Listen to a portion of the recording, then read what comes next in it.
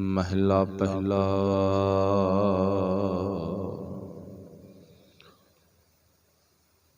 पहल बसंत आगमन, पहला मौलियो सोए।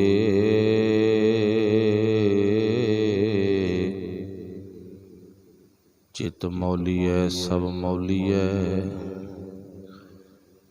तिसै न मौलियों को। महला दूजा। पहल बसंत आगमनो, तिसका करो विचार।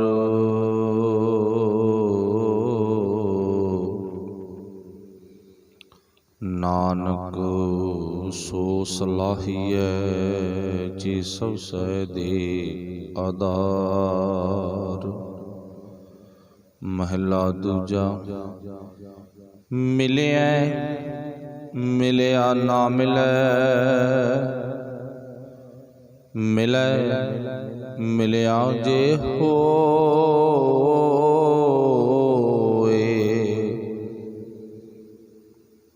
अंतर आत्मा जो मिलै,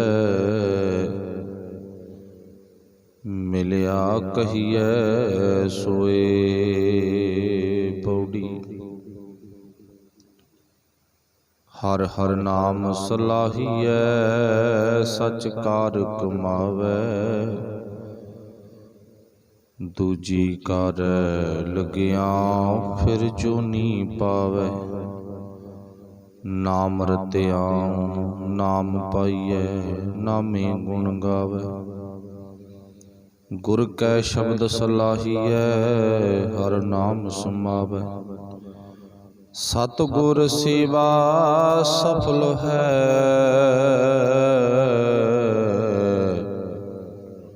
सेवैं फल पावै। सतगुर सेवा सफल है,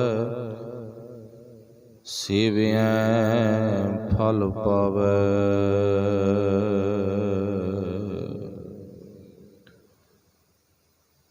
चबर छतर तख दा मालक साहिब श्री गुरु ग्रंथ साहिब महाराज सच्चे पातशाह जी दी बख्शिश कृपा रहमत दे सदका गुरु पातशाह जी दे चरणां दे भौरे बन के गुरबाणी विचार रस प्राप्त कर रहे गुरु प्यारिओ, गुरबाणी की सांझ पाइए। गुरबाणी गुर विचार की शब्द की सांझ पाउण तो पहला आपस विच सब ने फतेह सांझी करनी, हाजरी लवाउणी। आखियो जी वाहिगुरु जी का खालसा, वाहिगुरु जी की फतेह। अज दा पावन शब्द धन गुरु नानक देव महाराज जो सोही राग दी बार विच बख्शिश करते ने। नाल दूजे पातशाह धन गुरु अंगद देव महाराज जी ने कृपा की है। सच्चे पातशाह जी अज दे इस पावन शब्द दी विचार बड़े प्यार दे विच भिज के साडे ते रहमत कीती है। शब्द दे बोल ने श्लोक महला पहला। गुरदेव पातशाह जी कहंदे पहल बसंत आगमन। फिर कीता जिक्र पहला मौलियो सोए। पहल बसंत आगमन, पहला मौलियो सोए। जित मौले सब मौलिए, तिसह न मौलियो सोए। हुण इस शब्द विच जो मेन पॉइंट नूं वेखणे आपां, जिन्हां नूं आपां कह लईए भी औखे पॉइंट ने जिहड़े साडी समझ तो पासे ने, उन्हां नूं समझ लईए। पहल दा अर्थ आपां समझ गए, पहलो पहल। ਫਾਸਟ ਜਾਂ 1 ਨੰਬਰ। ਪਹਿਲ ਬਸੰਤ ਹੈ, ਬਸੰਤ ਰੁੱਤ। ਜੋ ਆਪਾਂ ਕੱਲ ਸ਼ਬਦ ਸੁਣਿਆ ਸੀ, ਉਸ ਸ਼ਬਦ ਦੇ ਨਾਲ ਇਸ ਸ਼ਬਦ ਦਾ ਆਪਸੀ ਅਟੈਚਮੈਂਟ ਹੋਵੇਗੀ। ਇਸ ਸ਼ਬਦ ਨੂੰ ਸਮਝਣ ਦੇ ਲਈ ਨਾਲ ਜਿਹੜਾ ਕੱਲ ਸ਼ਬਦ ਪੜ੍ਹਿਆ ਸੀ ਉਹਨੂੰ ਵੀ ਆਪਾਂ ਨੂੰ ਵਿਚਾਰਨਾ ਪਵੇਗਾ, ਨਾਲ ਲੈ ਕੇ ਤੁਰਨਾ ਪਵੇਗਾ, ਫਿਰ ਇਹਦੀ ਸਮਝ ਆਊਗੀ। ਬਸੰਤ ਹੈ, ਬਸੰਤ ਰੁੱਤ। ਕੱਲ ਗੁਰੂ ਸਾਹਿਬ ਨੇ ਦੱਸਿਆ ਸੀ ਅੰਦਰ ਦਾ ਖੇੜਾ, ਅੰਦਰ ਦੀ ਸ਼ੁੱਧ ਅਵਸਥਾ, ਸੋਹਣੇ ਸੋਹਣੇ ਗੁਣ, ਗੁਣਾ ਰੂਪੀ ਫੁੱਲ, ਮਰਜ਼ਾਦਾ ਰੂਪੀ ਤਾਗਾ, ਤੇ ਉਹਨਾਂ ਗੁਣਾਂ ਨੂੰ ਇਕੱਤਰ ਕਰਕੇ ਫਿਰ ਦੁਨੀਆ ਦੇ ਵਿੱਚ ਗੁਣਾ ਰੂਪੀ ਗੁਣ ਵੰਡਣੇ ਆ। ਜਦੋਂ ਗੁਣਾ ਰੂਪੀ ਗੁਣ ਵੰਡਣੇ ਸ਼ੁਰੂ ਕਰ ਦਿੱਤੇ, ਉਸ ਤੋਂ ਬਾਅਦ ਤੇਰੇ ਅੰਦਰ ਬਸੰਤ ਰੁੱਤ ਪੈਦਾ ਹੋ ਜਾਊ ਸਾਡੇ ਅੰਦਰ। ਕਿਉਂਕਿ ਮਨੁੱਖੀ ਸਰੀਰ ਆ ਨਾ, ਸੁਭਾਅ ਬੰਦਾ ਸਰੀਰਕ ਤਲ ਤੇ ਵੀ 5, 10, 20, 50 ਰੁਪਈਆਂ ਦੀ ਕੋਈ ਵਸਤੂ ਦੇ ਕੇ ਖੁਸ਼ੀ ਮਹਿਸੂਸ ਕਰਦਾ, ਮੈਂ ਕੁਛ ਦਿੱਤਾ। ਤੇ ਉਹ ਖੁਸ਼ੀ ਜਿਹੜੀ ਉਸ ਟਾਈਮ ਤੇ ਆਉਂਦੀ ਹੈ, ਚਲੋ ਮੰਨ ਲਓ ਵੀ ਉਹ ਬਹੁਤੇ ਲੰਬੇ ਟਾਈਮ ਦੀ ਨਹੀਂ, ਪਰ ਜਿਹੜੇ ਗੁਣ ਇਕੱਤਰ ਕਰਕੇ ਉਹਨਾਂ ਗੁਣਾਂ ਨੂੰ ਵੰਡਣਾ ਗਾ, ਤੇ ਇਹ ਖੁਸ਼ੀ ਸਦਾ ਲਈ ਹੈ। ਇਸ ਖੁਸ਼ੀ ਨੂੰ, ਇਸ ਸਕੂਨ ਨੂੰ, ਇਸ ਅਵਸਥਾ ਨੂੰ ਗੁਰੂ ਨਾਨਕ ਸਾਹਿਬ ਨੇ ਬਸੰਤ ਦੀ ਰੁੱਤ ਕਿਹਾ ਹੈ। ਪਹਿਲ ਬਸੰਤ ਹੈ, ਆਗਮਨ। ਆਗਮਨ ਤੋਂ ਭਾਵ ਹੈ ਆਉਣਾ। ਜਿਵੇਂ ਆਪਾਂ ਕਈ ਵਾਰ ਸੁਣਦੇ ਆ ਨਾ ਵੀ ਹੁਣ ਭਾਈ ਆਹ ਸਮੇਂ, ਆਹ ਡੇਟ ਤਰੀਕ ਨੂੰ ਫਲਾਣੇ ਗੁਰੂ ਸਾਹਿਬਾਨ ਦਾ ਆਗਮਨ ਪੁਰਬ ਹੈ, ਉਹਨਾਂ ਦੇ ਆਉਣ ਵਾਲਾ ਜੋ ਸਮਾਂ ਸੀ ਉਹ ਸਾਲਾਨਾ ਪ੍ਰੋਗਰਾਮ ਭਾਈ ਦੁਬਾਰੇ ਆ ਰਿਹਾ, ਆਗਮਨ ਪੁਰਬ, ਆਉਣਾ। ਪਹਿਲ ਬਸੰਤ ਹੈ, ਆਗਮਨ। ਫਿਰ ਪਾਤਸ਼ਾਹ ਜੀ ਨੇ ਜ਼ਿਕਰ ਕੀਤਾ ਪਹਿਲਾਂ ਮੌਲਿਓ ਸੋਈ। ਹੁਣ ਜਿਹੜੀ ਅਗਲੀ ਗੱਲ ਵੇਖਣੀ ਆ ਉਹ ਦੇਖਣੀ ਹੈ ਮੌਲਿਓ। ਮੌਲਿਓ ਦਾ ਅਰਥ ਕੀ ਹੈ? ਨਹੀਂ ਤਾਂ ਆਪਾਂ ਗੁਰਬਾਣੀ ਨੂੰ ਪੜ੍ਹਦਿਆਂ ਅੱਗੇ ਲੰਘ ਜਾਵਾਂਗੇ। ਸ਼ਾਇਦ ਜੋ ਇਹ ਥੋੜੇ ਜਿਹੇ ਸਾਡੀ ਬੁੱਧੀ ਦੀ ਅਟੈਚਮੈਂਟ ਤੋਂ ਪਾਸੇ ਦੇ ਸ਼ਬਦ ਨੇ, ਇਹਨਾਂ ਨੂੰ ਆਪਾਂ ਰੁਕ ਕੇ ਸਮਝ ਕੇ ਜੀਵਨ ਚ ਕਮਾਈਏ। ਰੁਕਣਾ ਵੀ ਹੈ ਤੇ ਸਮਝਣਾ ਵੀ ਹੈ। ਹੁਣ ਇੱਥੇ ਮੌਲਿਓ ਦਾ ਅਰਥ ਬਿਗਸ ਜਾਣਾ, ਮਤਲਬ ਅੰਦਰੋਂ ਖਿੜ ਜਾਣਾ, ਖਿੜਿਆ ਹੋਇਆ, ਅੰਦਰ ਦੀ ਖੁਸ਼ੀ, ਅੰਦਰ ਦੀ ਸ਼ਾਂਤੀ, ਸਕੂਨ, ਆਨੰਦ। ਇਹ ਗੁਰੂ ਪਾਤਸ਼ਾਹ ਜੀ ਨੇ ਬਿਗਸਣ ਦੇ ਨਾਲ ਜੁੜੇ ਹੋਏ ਪੁਆਇੰਟ ਨੇ। ਇਹਨਾਂ ਸਾਰਿਆਂ ਦਾ ਮਤਲਬ ਇੱਕ ਹੀ ਹੈ, ਚਾਹੇ ਆਨੰਦ ਕਹਿ ਲੋ, ਖੁਸ਼ੀ ਕਹਿ ਲੋ, ਸ਼ਾਂਤੀ ਕਹਿ ਲੋ, ਸਹਿਜ ਟਕਾ ਕਹਿ ਲੋ, ਚਾਹੇ ਬਿਗਸਣਾ ਕਹਿ ਲੋ। ਇਹਨਾਂ ਸਾਰਿਆਂ ਦੇ ਅੱਗੇ ਗੁਰੂ ਸਾਹਿਬ ਨੇ ਕੀ ਲਿਖਿਆ ਗਾ? ਇਹਨਾਂ ਸਾਰਿਆਂ ਦੇ ਅੱਗੇ ਲਿਖ ਦਿੱਤਾ, ਦਸ਼ਮੇਸ਼ ਪਿਤਾ ਧੰਨ ਗੁਰੂ ਗੋਬਿੰਦ ਸਿੰਘ ਮਹਾਰਾਜ ਜਾਂ ਗੁਰੂ ਨਾਨਕ ਸਾਹਿਬ ਮਹਾਰਾਜ, ਉਹਨਾਂ ਨੇ ਇਹ ਸਾਰੇ ਅੱਖਰਾਂ ਦੇ ਅੱਗੇ ਲਿਖ ਦਿੱਤਾ ਅੰਦਰ ਦੀ ਖੁਸ਼ੀ, ਬਿਗਸਣਾ, ਸਕੂਨ, ਸਹਿਜ, ਸ਼ਾਂਤੀ। ਬਾਹਰੀ ਅੰਦਰ ਦੀ। ਹੁਣ ਗੱਲ ਇੱਥੇ ਪਹੁੰਚ ਗਈ ਵੀ ਅੰਦਰ ਦੀ ਉਹ ਖੁਸ਼ੀ ਕਿਹੜੀ ਹੋਈ। ਹੁਣ ਦੁਨਿਆਵੀ ਅੱਖਰ ਤਾਂ ਅਰਥ ਦਾ ਹੀ ਬਣ ਗਏ। ਗੁਰੂ ਸਾਹਿਬ ਨੇ ਜੋ ਜ਼ਿਕਰ ਕੀਤਾ, ਜੋ ਬਸੰਤ ਰੁੱਤ ਆਉਣ ਤੋਂ ਪਹਿਲਾਂ ਪਰਮਾਤਮਾ ਸੀ, ਉਹ ਅਕਾਲ ਪੁਰਖ ਸੀ। ਬਸੰਤ ਰੁੱਤ ਕਦੋਂ ਆਈ? ਇੱਕ ਤਾਂ ਮੌਸਮੀ ਰੁੱਤ ਆ, ਜਿਵੇਂ ਹੁਣ ਆਈ ਵੀ ਆ। ਠੰਡ ਲੱਗਣ ਤੋਂ ਬਾਅਦ, ਗਰਮੀ ਆਉਣ ਤੋਂ ਪਹਿਲਾਂ ਮਿਲਵੇਂ ਜੇ ਮੌਸਮ ਨੂੰ ਠੰਡ ਨਾ ਗਰਮੀ, ਇਸ ਮੌਸਮ ਨੂੰ ਬਸੰਤ ਰੁੱਤ, ਜਦੋਂ ਦਰਖਤਾਂ ਦਾ ਫਸਲਾਂ ਦਾ ਫਟਾਰਾ ਹੁੰਦਾ, ਸਾਰੀਆਂ ਫਸਲਾਂ ਫਲਾਕੇ ਤੇ ਨੇ, ਪੱਕ ਰਹੀਆਂ ਨੇ, ਰਸ ਨਾਲ ਭਰੀਆਂ ਪਈਆਂ, ਦੁੱਧ ਨਾਲ ਭਰੀਆਂ ਪਈਆਂ ਨੇ, ਸਾਰੇ ਪੱਤੇ ਪੱਤੀਆਂ ਨਵੇਂ ਆ ਰਹੇ ਨੇ, ਫੁੱਲ ਫਲ ਨਵੇਂ ਆ ਰਹੇ ਨੇ। ਬਸੰਤ ਰੁੱਤ, ਇਹ ਬਸੰਤ ਰੁੱਤ ਸਾਡੇ ਅੰਦਰ ਹੋਵੇ। ਹੁਣ ਬਾਹਰੀ ਤੌਰ ਤੇ ਤਾਂ ਆਪਾਂ ਨੂੰ ਪਤਾ, ਅੰਦਰ ਦੀ ਬਸੰਤ ਰੁੱਤ, ਅੰਦਰ ਦਾ ਆਨੰਦ, ਅੰਦਰ ਦਾ ਖੇੜਾ, ਅੰਦਰ ਦੀ ਸੁੱਖ ਸ਼ਾਂਤੀ, ਉਹਨੂੰ ਗੁਰੂ ਸਾਹਿਬ ਨੇ ਕਿਹਾਗਾ ਵੀ ਸਾਡੇ ਅੰਦਰ ਦਾ ਸੁੱਖ ਹੋਵੇ, ਅੰਦਰ ਦੀ ਸ਼ਾਂਤੀ ਹੋਵੇ। ਹੁਣ ਬਾਹਰੀ ਤੌਰ ਤੇ ਅਸੀਂ ਆਮ ਹੀ ਕਹਿ ਦਿੰਦੇ ਭਾਈ ਆਨੰਦਮਈ ਜੀਵਨ, ਆਮ ਹੀ ਕਹਿ ਦਿੰਦੇ ਬਹੁਤ ਖੁਸ਼ ਹਾਂ, ਆਮ ਹੀ ਕਹਾਵਤਾਂ ਨੇ ਬੜੀ ਸ਼ਾਂਤੀ ਆ। ਪਰ ਗੁਰੂ ਸਾਹਿਬ ਜੀ ਜਦੋਂ ਸਾਨੂੰ ਪੁੱਛਦੇ ਨੇ ਕਿ ਪੁੱਤਰ ਜੀ ਤੇਰੀ ਜਿਹੜੀ ਅੰਦਰ ਦੀ ਅਵਸਥਾ ਵੀ ਉਹਦੇ ਨਾਲ ਬਾਹਰਲੀ ਖੁਸ਼ੀ ਮਿਲ ਚੁੱਕੀ ਹੈ ਕਿ ਨਹੀਂ ਮਿਲੀ, ਫਿਰ ਸਾਨੂੰ ਉੱਥੇ ਜਵਾਬ ਦੇਣਾ ਪੈਂਦਾ ਵੀ ਬਾਹਰਲੀ ਖੁਸ਼ੀ ਦਾ ਮੇਰੀ ਆਤਮਾ ਦੇ ਨਾਲ, ਮੇਰੀ ਰੂਹ ਦੇ ਨਾਲ ਅਜੇ ਤੱਕ ਸੰਬੰਧ ਨਹੀਂ ਜੁੜਿਆ।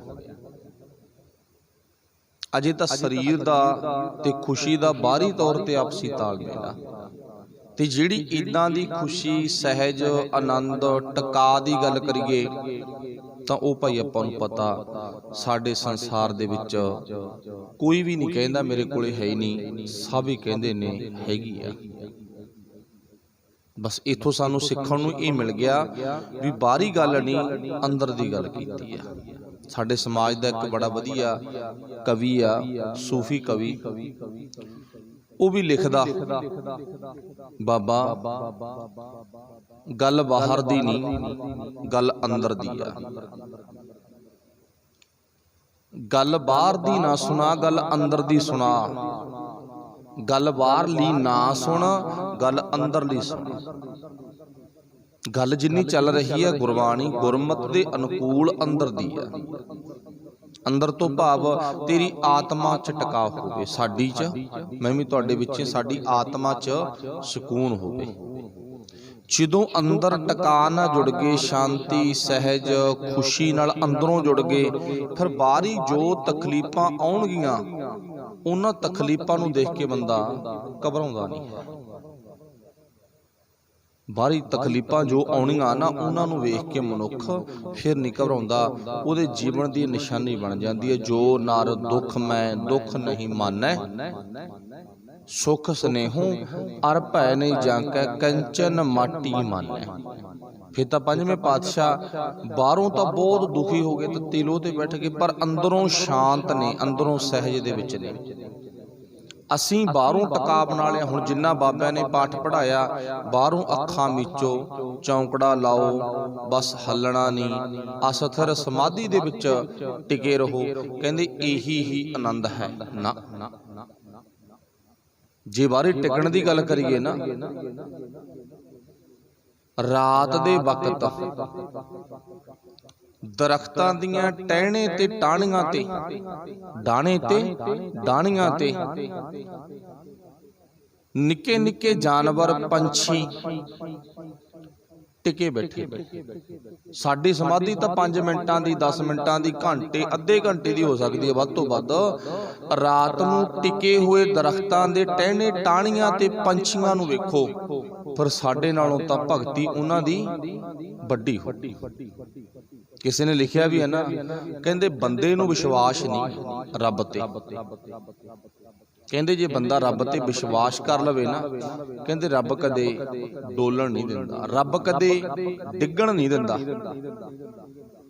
ਤੇ ਵਿਸ਼ਵਾਸ ਕਿਹਦੇ ਵਾਂਗੂ ਕਰਨਾਗਾ? ਉਸ ਵੀਰ ਨੇ ਇਸ਼ਾਰਾ ਕੀਤਾ ਇੱਕ ਟਹਿਣੇ ਤੇ ਬੈਠੀ ਹੋਈ ਚਿੜੀ ਜਾਂ ਪੰਛੀ ਵੱਲ। ਕੋਈ ਪੰਛੀ ਲਾ ਲਓ, ਉਹ ਪੰਛੀ ਆਪਣੀ ਸਾਰੀ ਰਾਤ ਪੈਰਾਂ ਤੇ ਬੈਠਾ ਹੀ ਗੁਜ਼ਾਰ ਦਿੰਦਾ ਹੈ। ਆਸੇ ਪਾਸੇ, ਅੱਗੇ ਪਿੱਛੇ ਕੋਈ ਸਹਾਰਾ ਨਹੀਂ। अगे पिछे आसे पासे पंछी जो टहनी ते बैठा ना, उहदे कोई सहारा नहीं, सारी रात टहनी ते सौ के बतीत कर दिंदा, डिगदा नहीं है। पर हथ किहदा? वो परमात्मा दा। हथ तां मालक दा ही है ना। वो पंछियां नूं भी नहीं डिगण दिंदा जिन्हां ने उहदा आसरा लिया, ते जिन्हां ने उहदा आसरा नहीं लेता वो भावें आसे पासे जिन्ने मर्जी सहारे ला लैण, बॉडीगार्ड ला लैण, ते उन्हां दा अंत जरूर हुंदा, एक दिन डिग जरूर पैंदे ने। इत्थे सानू गुरु नानक साहब ने की समझाया, ये दस्सिया भी सानू वारी तौर ते तां टका दे विच लिजाण दा तरीका सिखाउण वाले बहुत लोग ने। गोली खाओ अखां मीचो बैठे रहो, अफीम खाओ अखां मीचो बैठे रहो, जो मर्जी नशा करो बैठे रहो। बाहरी तौर ते बैठना कोई बहुती वड्डी गल नहीं है, पर उहदे विच रूह नूं सुकून नहीं मिलता। बाहरी तौर ते शरीर नूं टकाउण दे नाल जिंद नूं रूह नूं सुकून नहीं मिलदा। असल दे विच तां शरीर नूं तां इह कह दित्ता साडे दाने पुरखां ने, हाथ पाऊं सब काम चीत नरंजन नाल।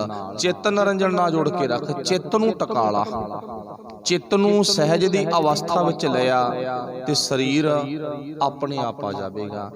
मन भटकदा फिरदा, शरीर टिकिया बैठागा, आपसी गलबात सही नहीं बनी। हुण इत्थे अपनी जिक्र की चल रहा सी मौलिओ। मौलिओ दा अर्थ विकसणा, शांत, सहज, आनंद विच, टका विच रहना, थिर घर बह जाना, टिक जाना, अंदरों टिक जाना। जिवें कि तुसीं सारे जानदे हो ना, भाई सुथरा जी गुरु नानक साहब दे घर दे ओ प्रचारक वीर ने, पर उन्हां दा दुनिया नूं संगत नूं सिक्ख्या देण दा ढंग वखरा। हुण छेवें पातशाह दा दरबार सजिया, उत्थे भी सेवा निभाउंदे ने। सतवें पातशाह, अठवें पातशाह ते नौवें पातशाह धन गुरु गोबिंद सिंह महाराज जी तक इन्हां ने अपना साथ गुरु नाल जोड़ के रखिया। मन्निया जांदा भी ये बच्चा भरूण लभ्या सी झाड़ां चों, अज भी बड़े भरूण लभ जांदे ने डस्टबिनां चों, पर उन्हां दी जिंदगी, जिन्हां दा जीवन आरंभता दे विच अजिहा हुंदा, कूड़े करकट विच अपने कुछ सवास लए हुंदे ने, उन्हां दी जिंदगी गुरु नाल जुड़िया की बन गई? सवर गई। हुण इत्थे गल की है, जो उन्हां ने अपनी जिंदगी च प्रचार कीता। एक संस्था भी बनिया, सुथरे साही संस्था, एक मिशन भी चलिया उन्हां दे नां ते। हुण चलो वो दरबार साहिब विच आउंदे ने, गुरु की संगत बाहरी तौर ते शरीर करके टिकी हुई है। रागी सिंह कीर्तन कर रहे ने, ते जो शब्द पढ़िया जा रहा गा, वो शब्द पढ़िया किहड़ा जा रहा? सिमरै धरती अर आकाशा। आकाश भी सिमर रहा, धरती भी सिमर रही है। सिमरै पूरी दी पूरी दुनिया याद कर रही है तैनू रब जी अकाल पुरख जियो। पौन पानी बैसंतर सिमरै, हवा भी सिमर रही है, पानी भी सिमर रहा, अग भी सिमर रही है, भाव तैनू याद कर रही है। सूरज भी तेरी याद विच जुड़िया होया। सिमरै चंद सूर प्रकाशा, सब कुछ तैनू सिमर रहा। जदों रागी सिंह पढ़ते ने तां उदों सुथरा की कहंदा? सोनू की। जदों पढ़ते हैं ना थोनू की, ते हुण सारिआं दा ध्यान कित्थे चला गया? चित्ता रखियो सुथरे ते। सुथरे चला गया ना, सारिआं दा ध्यान सुथरे साह ते चला गया।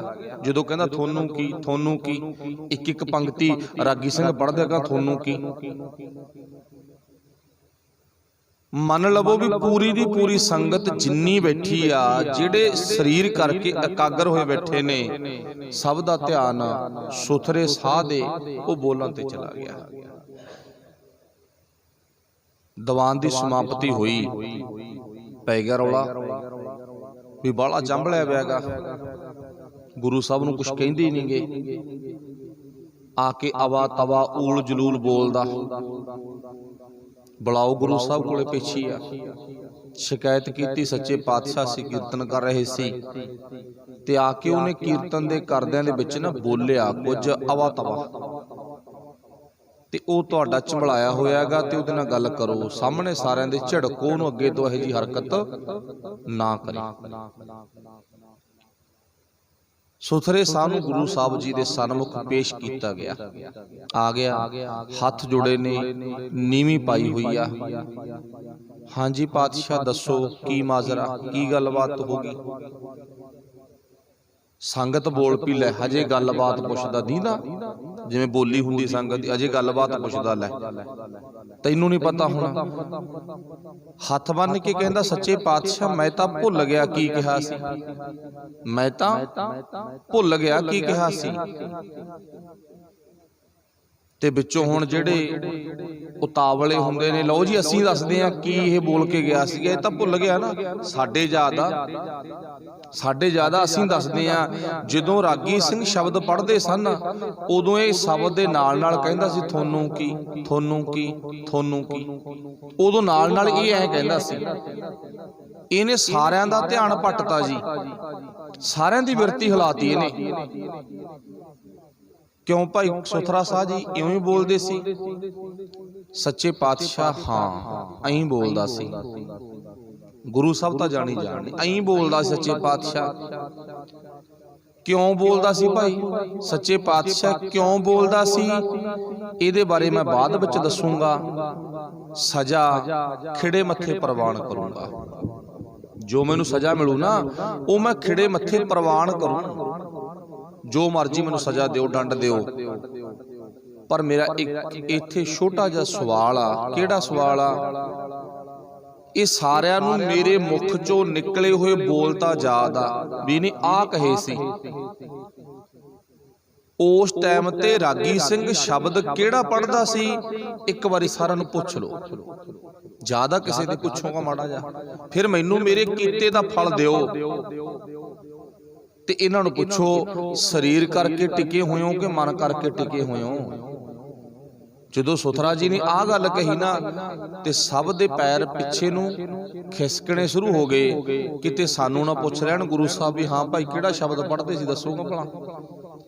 जदों गुरु साहब ने मुस्करा के सुथरे साह दी गल सुनी ते सुनन तो बाद संगत नूं पुछया दसो भाई किहड़ा शब्द उचारण कीता जा रहा सी रागी ਸਿੰਘਾਂ ਵੱਲੋਂ, ਜਿਹਦੇ ਦੇ ਵਿੱਚ ਇਹਨੇ ਆ ਕੇ ਤੋਹੀਨ ਕੀਤੀ ਆ। सच्चे पातशाह ऐ तां पता नहीं भी किहड़ा शब्द पढ़िया जा रहा सी, पर इहदे बोलां बारे सानूं पता। इथों सिद्ध की हो गया, जे अंदरों टिके हुंदे, अंदरों जे अंदरों टिके हुंदे तां गुरु दे बोल याद होने सी, सुथरे दे कहे बोल याद नहीं सी होने। जे बाहरों टिके हुए ने फिर सुथरे दे बोल याद हो गए, कहे हुए भी ने आ कुछ बोलिया सी, पर गुरु दे दसे हुए बोल भुल गए, याद नहीं है। शायद यही ही जीवन साडा है। असी गुरु की गल भुल जाने आ। साडे तो मान लो भी 40-50 मीटर दूरी ते सड़क आ, उथों दी कोई बोल बोल के लंघे साडे ओ याद होगा। कोई ट्रैक्टर गड्डी ते किसी तरह की उच्ची आवाज़ दे विच गीत चलना साडे ओ याद हो जाणगे, पर गुरु दे दिते हुए बोल, गुरु दा दिता होया गीत शायद असी ओ भुल जावांगे। पिछले साल मान लवो मेरे भरा दा विआह होया, मेरी भैन दा विआह होया, रिश्तेदारी च विआह होया, उत्थे डीजियां ते किहड़े गाने चले, अज भी साडा दिमाग उस स्टेटमेंट नूं चक लूगा। अज भी चक लू भी आ गाने चले सी उत्थे पैलस दे विच।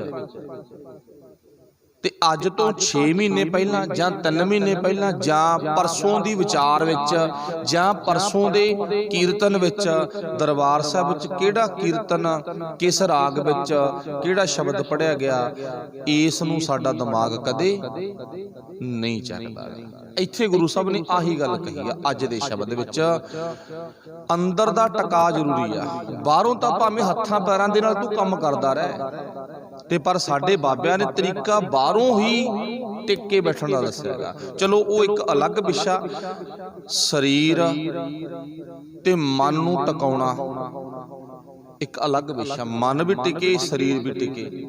ਜੇ ਮਨ ਟਿਕਦਾ ਨਾ, ਹੱਥਾਂ ਪੈਰਾਂ ਨਾਲ ਕੰਮ ਕਰ ਲਾ, ਕੋਈ ਗੱਲ ਨਹੀਂ, ਗੱਲ ਤੂੰ ਗੁਰੂ ਦੀ ਫੇਰ ਵੀ ਨਹੀਂ ਡਿੱਗਣ ਦਿੰਦਾ, ਮਨ ਨੇ ਬੁੱਝੀ ਜਾਣੀਆਂ ਸਾਰੀਆਂ ਗੱਲਾਂ।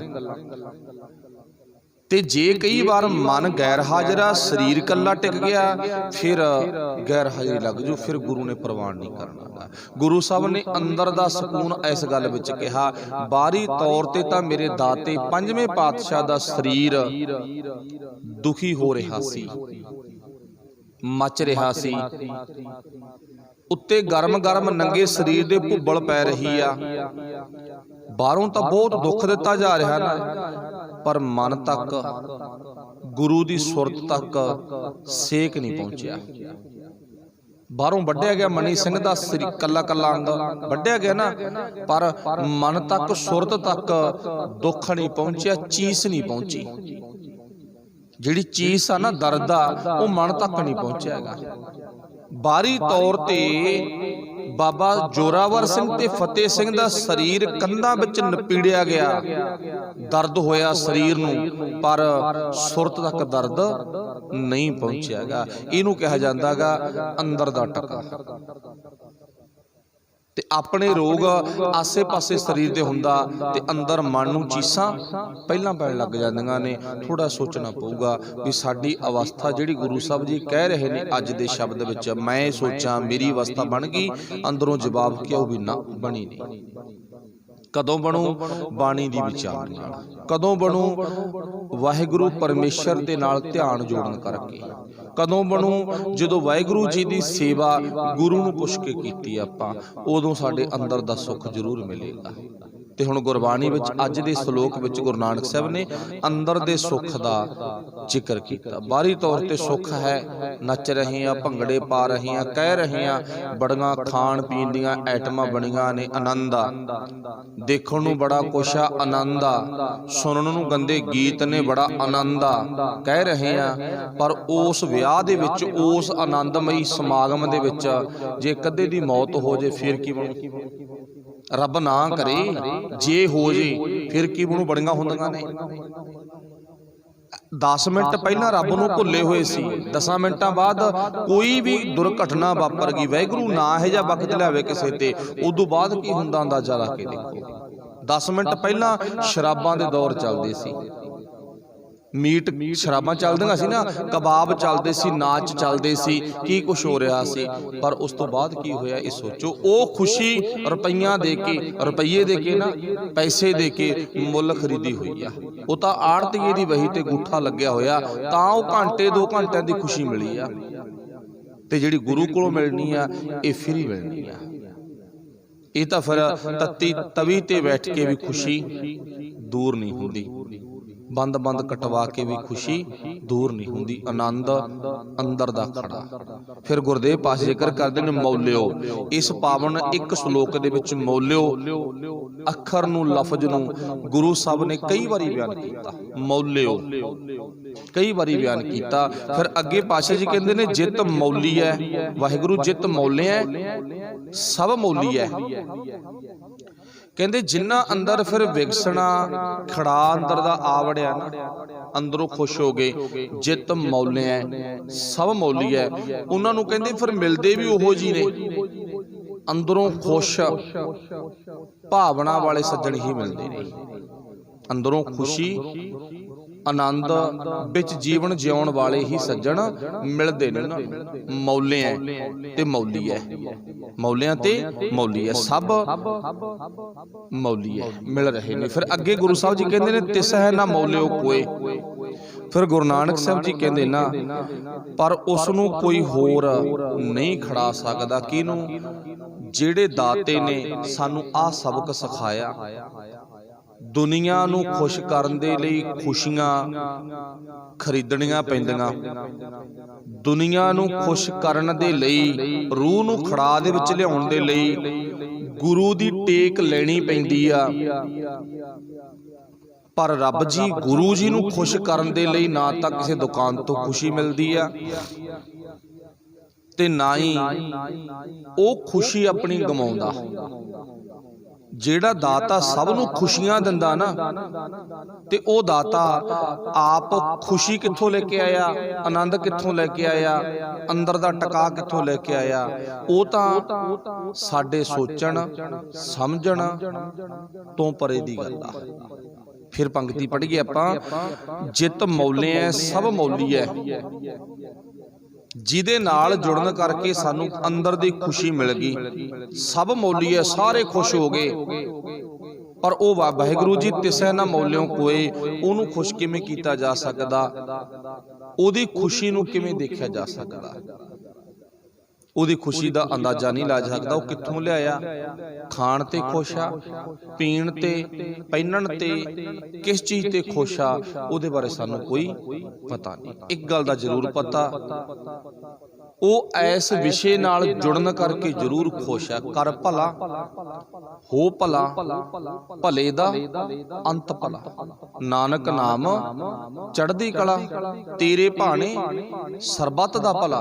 ਉਹ ਦਾਤਾ ਸਰਬੱਤ ਦਾ ਭਲਾ ਮੰਗਦਾ ਤੇ ਦਾਤੇ ਨਾਲ ਜੁੜੀ ਹੋਈ ਰੂਹ ਸਰਬੱਤ ਦਾ ਭਲਾ ਮੰਗੇ, ਉਹ ਖੁਸ਼ ਹੁੰਦਾ। ਫਿਰ ਉਹ ਖੁਸ਼ ਹੁੰਦਾ। ਫਿਰ ਕਿਉਂ? ਗੁਰੂ ਨਾਨਕ ਸਾਹਿਬ ਨੇ ਸਭ ਦਾ ਭਲਾ ਮੰਗਿਆ, ਨਾਨਕ ਨਾਮ ਚੜ੍ਹਦੀ ਕਲਾ ਕਿਹਾ, ਸਭ ਦਾ ਭਲਾ ਮੰਗਿਆ ਨਾ, ਤੇ ਨਾਨਕ ਦੇ ਕੰਮਾਂ ਤੇ ਉਹ ਖੁਸ਼ ਆ। ਪਰ ਕਿਤੇ ਵੀ ਤੁਹਾਨੂੰ ਗੁਰੂ ਨਾਨਕ ਸਾਹਿਬ ਦੇ ਇਤਿਹਾਸ ਵਿੱਚ ਇਦਾਂ ਦਾ ਪੱਖ ਨਹੀਂ ਮਿਲੂ ਵੀ ਗੁਰੂ ਨਾਨਕ ਸਾਹਿਬ ਜੀ ਫਲਾਣੇ ਥਾਂ ਗਏ, ਉੱਥੇ ਸੋਨੇ ਦਾ ਟੋਕਰਾ ਭਰ ਕੇ ਲਗਾਏ ਤਾਂ ਰੱਬ ਨੂੰ ਖੁਸ਼ ਕਰਕੇ ਆਏ ਹੋ। ਅੱਜ ਨਾਨਕ ਦੇ ਨਾਮ ਤੇ ਠਾਠਾਂ ਬਣ ਗਈਆਂ ਤੇ ਉਹਨਾਂ 'ਚ ਲੁੱਟ ਹੁੰਦੀ ਆ। ਸਾਡੀਆਂ ਧੀਆਂ ਬਹੂ ਬੇਟੀਆਂ ਜਾਂਦੀਆਂ ਨੇ ਆਪਣੇ ਤੁੰਗਲ ਲਾ ਕੇ, ਸੋਨਾ ਚਾਂਦੀ ਲਾ ਕੇ, ਉਹ ਬਾਬੇ ਦੇ ਟੋਕਰੇ 'ਚ ਪਾ ਆਉਂਦੀਆਂ ਨੇ। ਜਿਸ ਨਾਨਕ ਦੇ ਨਾਮ ਤੇ ਸੋਨਾ ਤੇ ਰੁਪਈਏ ਇਕੱਠੇ ਕੀਤੇ ਜਾਂਦੇ ਨੇ, ਉਹ ਨਾਨਕ ਨੇ ਇੱਕ ਵੀ ਥਾਂ ਦੇ ਵਿੱਚ, ਇਤਿਹਾਸ ਦੇ ਵਿੱਚ ਇੱਕ ਵੀ ਥਾਂ ਦੇ ਵਿੱਚ ਇਦਾਂ ਦਾ ਜ਼ਿਕਰ ਨਹੀਂ ਆਇਆ, ਨਾ ਉਹਦੀ ਗੁਰਬਾਣੀ ਵਿੱਚ ਵੀ ਮੈਂ ਰੱਬ ਨੂੰ ਖੁਸ਼ ਕਰਨ ਦੇ ਲਈ ਨਾ ਰੁਪਈਏ ਲੈ ਕੇ ਗਿਆ, ਮੈਂ ਰੱਬ ਨੂੰ ਖੁਸ਼ ਕਰਨ ਦੇ ਲਈ ਸੋਨਾ ਚਾਂਦੀ ਲੈ ਕੇ ਗਿਆ। ਕਿਤੇ ਉਹ ਇੱਕ ਵੀ ਥਾਂ ਤੇ ਇਤਿਹਾਸ ਵਿੱਚ ਸਾਨੂੰ ਮਿਲਦਾ ਨਹੀਂ। ਜੇ ਮਿਲਦਾ ਤਾਂ ਵਾਹਿਗੁਰੂ ਭਲਾ ਕਰੇ, ਹੋ ਸਕਦਾ ਮੇਰੇ ਧਿਆਨ 'ਚ ਕਦੇ ਨਾ ਆਇਆ ਹੋਵੇ, ਤੁਸੀਂ ਜ਼ਰੂਰ ਮੇਰੇ ਧਿਆਨ ਵਿੱਚ ਲਿਆ ਦਿਓ ਵੀ ਭਾਈ ਸਾਹਿਬ ਤੁਸੀਂ ਇੱਥੇ ਗਲਤ ਹੋ। ਤੇ ਆ ਅਸੀਂ ਪੜ੍ਹਿਆ, ਅਸੀਂ ਸੁਣਿਆ ਵੀ ਫਲਾਣੇ ਥਾਂ ਤੇ ਨਾ ਬਾਬਾ ਨਾਨਕ ਆਪਣੇ ਵੱਲੋਂ ਕਿਲੋ 2 ਕਿਲੋ ਸੋਨਾ ਚਾਂਦੀ ਗਹਿਣੇ ਹੀਰੇ ਮੋਤੀ ਲੈ ਕੇ ਗਿਆ ਸੀ ਰੱਬ ਨੂੰ ਖੁਸ਼ ਕਰਨ ਦੇ ਲਈ। ਫਿਰ ਬਾਬੇ ਨਾਨਕ ਦਾ ਰੱਬ ਨੂੰ ਖੁਸ਼ ਕਰਨ ਵਾਲਾ ਤਰੀਕਾ ਹਰ ਇੱਕ ਦਾ ਭਲਾ ਮੰਗਣਾ ਤੇ ਹਰ ਇੱਕ ਨੂੰ ਭਲੇ ਨਾਲ ਜੋੜਨਾ, ਆਹ ਤਰੀਕਾ ਸੀ ਉਹਦਾ। ਹੁਣ ਆਪਣਾ ਇੱਥੇ ਵਚਨ ਕੀ ਸੀ? ਰੱਬ ਖੁਸ਼ੀਆਂ ਸਭ ਨੂੰ ਦਿੰਦਾ, ਪਰ ਰੱਬ ਨੂੰ ਕਿਵੇਂ ਖੁਸ਼ ਕੀਤਾ ਜਾ ਸਕੇ। ਭਾਵ ਮਾਂ ਪਿਓ ਆਪਣੇ ਪੁੱਤਰ ਧੀਆਂ ਨੂੰ ਖੁਸ਼ ਵੇਖਣਾ ਚਾਹੁੰਦੇ ਨੇ, ਖੁਸ਼ ਰਹਿਣ, ਤੇ ਮਾਂ ਪਿਓ ਆਪਣੇ ਬੱਚਿਆਂ ਨੂੰ ਖੁਸ਼ੀ ਦੇਣ ਦੇ ਲਈ ਸਭ ਕੁਝ ਕਰਦੇ ਆ, ਕੋਈ ਸ਼ੱਕ ਨਹੀਂ ਇਹਦੇ 'ਚ, ਕੁਝ ਵੀ ਕਰਨਾ ਪਵੇ। ਪਰ ਜੇ ਬੱਚੇ ਸੋਚਣ ਜਿਹੜੀ ਮਾਂ ਮੈਨੂੰ ਖੁਸ਼ੀ ਦੇਣ ਦੇ ਲਈ ਆਪਣੇ ਆਪ ਨੂੰ ਦੋਜ਼ਖ ਵਿੱਚ ਪਾ ਲੈਂਦੀ ਆ, ਤੇ ਮੈਂ ਉਸ ਮਾਂ ਨੂੰ ਖੁਸ਼ ਕਿਵੇਂ ਕਰਾਂ, ਉਸ ਮਾਂ ਨੂੰ ਕਿਵੇਂ ਖੁਸ਼ ਕਰਾਂ? ਸੋਨਾ ਚਾਂਦੀ ਦੇ ਕੇ ਨਾ, ਸਿਆਣੀ ਮਾਂ ਨਹੀਂ ਪੱਖ ਮੰਨੇਗੀ। ਕੋਈ ਵਧੀਆ ਖਾਣ ਪੀਣ ਦੇ ਕੇ ਨਾ, ਬਸ ਮਾਂ ਨੂੰ ਖੁਸ਼ੀ ਕਿਸ ਗੱਲ 'ਚ ਆ? ਪੁੱਤ ਮੇਰੇ ਆਖੇ ਲੱਗ ਜਾ ਕਰ, ਬਸ ਮੇਰੀ ਗੱਲ ਸੁਣ ਕੇ ਮੰਨ ਲਿਆ ਕਰੋ। ਕਹਿੰਦੀ ਮੈਂ ਬਹੁਤ ਖੁਸ਼ ਹਾਂ। ਇਵੇਂ ਦਾ ਸੁਭਾਅ ਰੱਬ ਦਾ। ਰੱਬ ਸੋਨੇ ਚਾਂਦੀ ਲੀੜੇ ਕੱਪੜੇ ਆਦਿਕ ਹੋਰ ਕੁਝ ਦੇਣ ਦੇ ਨਾਲ ਖੁਸ਼ ਨਹੀਂ ਹੁੰਦਾ। ਇਸ ਗੱਲ ਨੂੰ ਭਾਵੇਂ ਆਪਾਂ ਚੰਗਾ ਮੰਨ ਲਿਓ ਤੇ ਭਾਵੇਂ ਮੰਨ ਲਿਓ ਮਾੜਾ, ਉਹ ਆਪਣੀ ਮਰਜ਼ੀ ਆ। ਜੇ ਵਾਰੀ ਤੌਰ ਤੇ ਕੁਝ ਭੇਟਾਂ ਮਾਂ ਦਿੰਨੇ ਆ, ਦੇਣੀਆਂ ਚਾਹੀਦੀਆਂ, ਮੈਂ ਨਹੀਂ ਕਹਿੰਦਾ ਦਸਵੰਧ ਨਹੀਂ ਦੇਣਾ ਚਾਹੀਦਾ। ਗੁਰੂ ਦੇ ਸਿੱਖ ਦਾ ਫਰਜ਼ ਬਣਦਾ 100 ਰੁਪਈਏ ਦੇ ਵਿੱਚੋਂ 10 ਰੁਪਈਏ ਕੱਢਣਾ। ਆਪਾਂ ਤਾਂ ਕਰਜ਼ੇ, ਵਾਹਿਗੁਰੂ माफ करे, ਆਪਾਂ ਤਾਂ गुरु नानक दे घर दे करजई आ। इन्ने रुपये देने आ ते अपनियां कई पीढ़ियां अपना दसबंध गुरु नानक साहब नूं दे नहीं सकदियां। 10 किले मगर 1 किले की फसल मंगता गुरु का घर, जे सही ढंग नाल देखना गा। जे 10 किले है ना, 1 किले की फसल आवे। 1000 रुपया तो गुरु साहब जी की कहते हैं 100 रुपया आवे। जे रोज़ की आमदन 1000 रुपये है ना, रोज़ की आमदन तेरी 500 रुपया तो 50 आउण ही आउण गुरु के दरबार में। ताइयों आपां कहने दसबंध 10 रुपये दे के दसबंध नहीं निकलदा गा। ये भी गल नाल दूजा पक्ष ध्यान च रखियो। मेरा पक्ष ये भी नहीं भी वो खुश नहीं हुंदा, वो खुशी लई नहीं, वो दसबंध भले दे कारजां लई आ भी वो रुपये दे नाल कोई भले दा कारज होवे। पर बाबे नानक ने ये नहीं कहागा भी तुसीं रब नूं आ कुछ करके खुश कर लवोगे। रब दी गल सुन के मनण दे नाल उहदे निजम की ने उन्हां नूं फॉलो करन दे नाल ही उहनूं खुश कीता जा सकदा है। फिर दूजे पातशाह धन गुरु अंगद साहिब महाराज जी बोलते ने, कहते पहल बसंत आगमन तिसका करो विचार, नानक सो सलाहिया जो सब सै दे आधार। कहते जिहड़ा पहला पहल आगमन होया, पहलो पहल आगमन होया। हुण इह गल नूं मैं माफ़ करना, मैनूं लगदा भी सानूं थोड़ा समझण दे विच दिक्कत आवेगी। पहला पहल आगमन होया, साडे शरीर विच सब तो पहला कौन जम्मिया? पहला पहल आगमन होया, पहला पहल आगमन होया। वाहिगुरू भला करे जो गुरु साहब जी मत दिंदे ने, माता के उदर में प्रतपाल करे। माता दे उदर च पहलो पहल कौन प्रवेश होया? इत्थे गुरु नानक साहब ने गल की पहलो पहल, ध्यान लेके जो अपना बहुत पिछे पहलो पहल कौन प्रवेश होया? साडी अख कुछ होर वेख रही आ, पर जो गुरु नूं पुछांगे ना, वो कहंदे तेरे शरीर दी घाड़त घड़न तो पहला वो परमात्मा पहुंच गया सी, वो रब पहुंच गया सी उत्थे। पहला पहल आगमन, आगमन तो भाव आउणा। पहलो पहल आगमन होया, कौन आया? फिर उहदे संबंध विच तिसका करो विचार, फिर उहदे नाल विचार कर। विचार दे आधार ते पता लगूगा आपां नूं भी पहला पहल कौन होया। जन्म किहने लेता? शरीर ने के परमात्मा ने?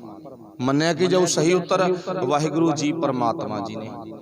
ते जेड़े परमात्मा ने साडे शरीर दी घाड़त घड़न तो पहला आप उत्थे पहला हाज़र सी, वो परमात्मा ने आपदे विचों थोड़ी जी अंश सानू दित्ती, थोड़ा जा किणका किणके बस मन के चलो।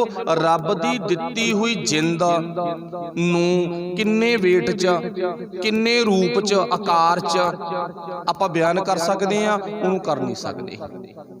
रब वालों दित्ती हुई जिंद ओदा वेट किन्ना, ओदी लंबाई चौड़ाई किन्नी आ, किन्ने आकार चो टिकदी आ। जिवें फरीद साहब ने कहा ना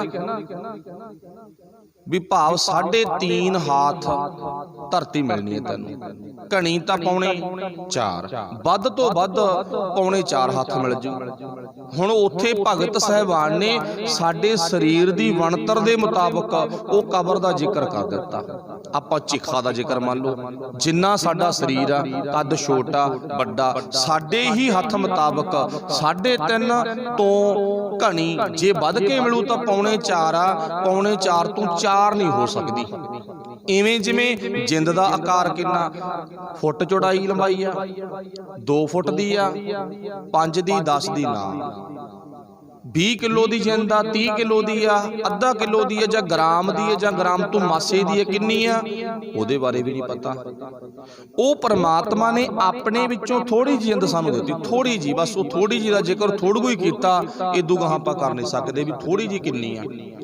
ते जिद्दे शरीर खत्म हो गया, उन्हें वो जिंद थोड़ी जिन्नी पाई सी वो ले ली। हुण इत्थे सिद्ध की हो गया, बंदा कदे मरदा नहीं है। शरीर विच आउण तो पहला भी साडी जिंद सी, शरीर छड्डण तो बाद भी जिंद साडी है, पर साडे परिवार दा नाता जिंद नाल नहीं, साडे परिवार दा नाता शरीर नाल आ। साडा नाता, असी अपनी परिवार तां छड्डो, साडा नाता साडी जिंद नाल नहीं है, साडा नाता साडे शरीर नाल आ। जिन्ना प्रबंध करते आपां शरीर दा करते हैं। हुण उठे आ तड़के, सब तो पहला प्रबंध चाह बना घुट, फिर करांगे दूजा काम। तां सारिਆਂ ਦਾ ध्यान चाहिए। कोई रब दा प्यारा जिहड़ा कहंदा नहीं पहला रब दा शुकर कर, नहा धो रब्बी बाणी नाल जुड़, उदू गाहां फिर कोई गल करांगे, फिर किसी काम नूं खाण पीण नूं हत्थ पावांगे। पहला पीण दा जां खाण दा प्रबंध आ उठण तो पहला। पहली गल तां रात प्रबंध करके पए सी भी तड़के दी चाह बनावांगे, आ खाण नूं आ कुछ इदां, वो सारा सोच के पए आपां। काहदे नाल जुड़ गया नाता? शरीर नाल। किसी ने नहीं सोचिया भी गुटका साहब कित्थे जे रख के पिआंगा तड़के, पर सदेहां उठ के चक्कांगे गुटका साहब।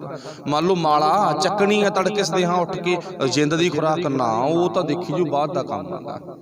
मतलब साडा संबंध शरीर नाल जुड़िया होया, परिवार दा संबंध भी शरीर नाल जुड़िया होया। शरीर खत्म हो गया, शरीर सानू मिलिया सी, पर जिंद नाल नाता जिन्हां दा जुड़ जांदा है, गुरु साहब कहंदे ओही ही अपनी जिंदगी सफल करदे ने। ओ जिंद शरीर विच टिकण तो पहला परमात्मा उत्थे हाਜ਼ਰ सी, जिन्हों आपां कहने गुर मेरा संग सदा है नाले। ओ सीगा, ओ मरण तो बाद भी आ, मरण तो पहला भी सी। भाव ओ जिंद कदे नहीं मरदी। उसे जिंद नूं भले दे कम्मां नाल जोड़न दे लई गुरु कहंदा, जिंद जुड़ गई शरीर आपे जुड़ जूगा। जिंद दा सफल होना जरूरी आ, शरीर तो आपे सफल हो जाऊगा। शरीर का सफल होना ना होना उहदे नाल कोई संबंध नहीं। शरीर तो एक प्रबंधक की ढांचा गा। ये तो वाहिगुरू जी ने सानू गड्डी दिती है, एक काम करन दे लई थोड़ा जा गुरु पातशाह ने मदद दे लई एक नौकर भेज दिता जिंद दा, पर जिंद रूपी मालक नाल कोई नहीं जुड़िया। इत्थे दूजे पातशाह ने कहा सी पहल बसंत आगमन, कौन आया रब आया, तिसका करो विचार। उस रब दे नाल संबंधित विचारां करो भाई, वो रब दे नाल संबंधित विचार करनी आ। फिर गुरु साहब जी के नानक सो सलाही है, जदों ओहदे नाल विचारां करोगे फिर मजाल की तुहाडे जीवन दे विच, तुहाडे दिमाग दे विच किसी होर दी विचार आ जाए, सवाल ही नहीं पैदा हुंदा। दूजे तीजे चौथे दी विचार नहीं आ सकदी।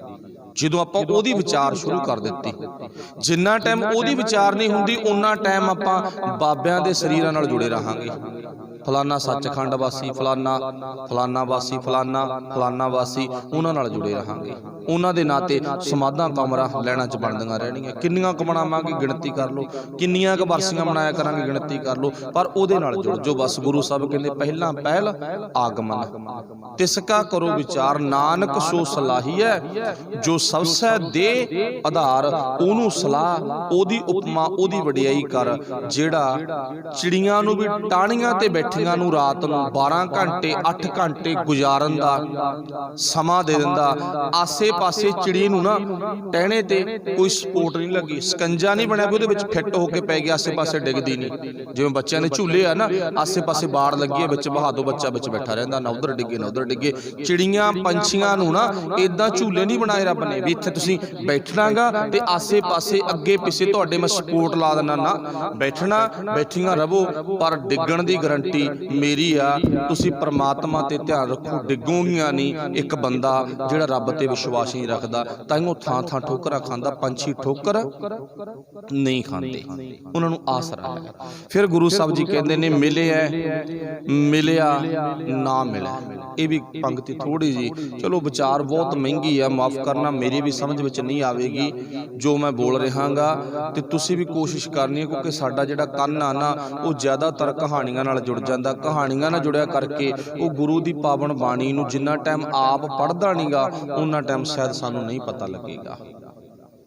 ਹੁਣ कई बार ना जिहड़ी सौखी विचार हुंदी आ, मान लो जे साडे जीवन नाल संबंध ते इर्द गिर्द फिरदी रहिंदी आ, वो सानू समझ आ जांदी है। जिहड़ी अज दी गल आ ना, इहदे बारे थोड़ा जिहा सानू ज़्यादा अपने दिमाग ते प्रैशर पाउण दी लोड़ आ। की बोलिया की सुनिया मैनू पता नहीं लग्गिया, ये पता करन दी लोड़ आ। हुण पहिलां गुरु ने साडे शरीर दे जन्म तो पहिलां दी गल कीती, चलो थोड़ा समझ लिया जिन्नी क मत बुद्ध आपां नूं दित्ती। हुण अगली गल गुरु साहब ने की कही आ, मिलिया मिलिया ना मिलिया। तीन अखर ने, तीन लफ्ज ने, तीन इक्को जे ने।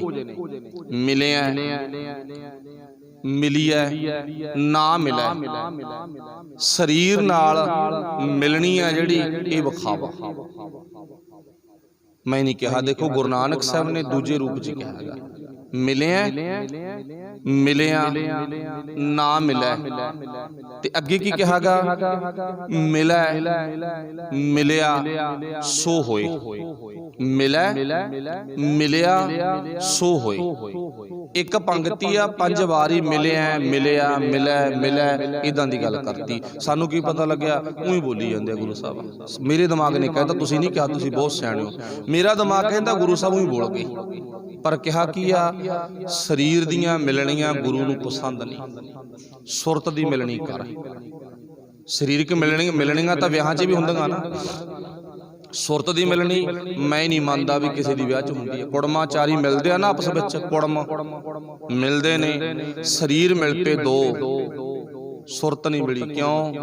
धी वाले बापू दे, धी वाले परिवार दे, बाप दे दिमाग च की चलदा, पता नहीं की मंगणगे, आ गए सोच रहा है ना, होर ना कोई स्यापा खड़ा हो जाए। सुरत दूर आ, शरीर मिल गया। फिर गुरु साहब तो इत्थे अपन दरबार च कहिंदे भी तू देख शरीर करके मिल पिया, सुरत मिल गई ना, सुरत नहीं मिली। ते ये सुरत नूं आपां देख लिया अपने विआह च, चाहे मामे मिल रहे ने आपस विच मिलते हैं ना, चलो उधरों जो तुहानूं ज्यादा पता इस गल दा, हुण मामिਆਂ ਦੇ ध्यान च भी जांदा कि कोई सांप सला सानू भी पा देना, धी वाले ध्यान च तां हैगा ना। शरीर मिल पे, फोटो भी खिचाली, सुरत नहीं मिली। सुरत तां दूर फिरदी, कोहां दूर फिरदी आ। अपने एरिए च एक विआह होया, एक विआह होया, एक विआह बस इशारा ही आ। आपां कहने भी 1 रुपये ते विआह होया, गुरु साहब दी हजूरी च 1 रुपये ते भी नहीं होया, उही होया। एक ते भी नहीं होया, अमीर परिवार दा विआह होया, पर सी गुरसिख, उही होया उही।